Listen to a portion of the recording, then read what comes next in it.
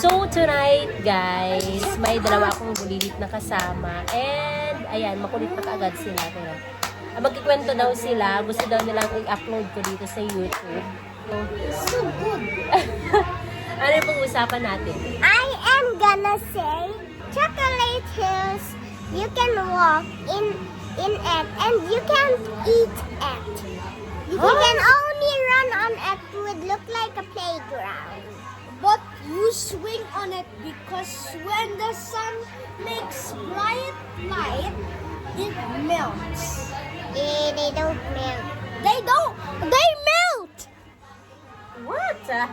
Yung chocolate hills? Yeah. Sino nagsabi? Me. Because My teacher. Why? Hindi. Mommy, my teacher visit chocolate hill. Oh, And he saw and he run there. then? He find also a Bakit sabi ni Kuya yung chocolate hills daw ay nagme-melt? Sino nagsabi sa'yo yun? Teacher? Sabihin kita sa teacher mo, ha? I will tell it to your teacher.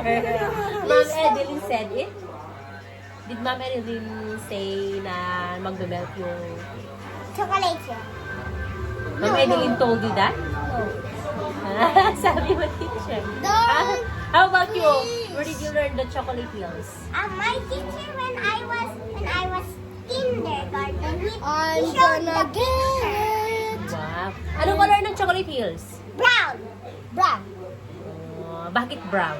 Because he is chocolate. Chocolate plus with a hill. Hey.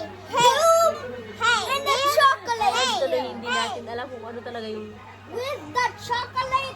Yeah, ako. Hey, Do you know? the hill mix chocolate. Wow. Yes. Nagluloko ninyo akong dalawa, ha? Hey, mommy. Because if they, Okay, guys. So, wala tayong natutunan ngayong gabi. Dahil kung ano-ano yung pinagsasabi ng dalawa. So, say goodbye first to our viewers. goodbye, viewers. Next time, baka may Next matutunan time. kayo sa amin.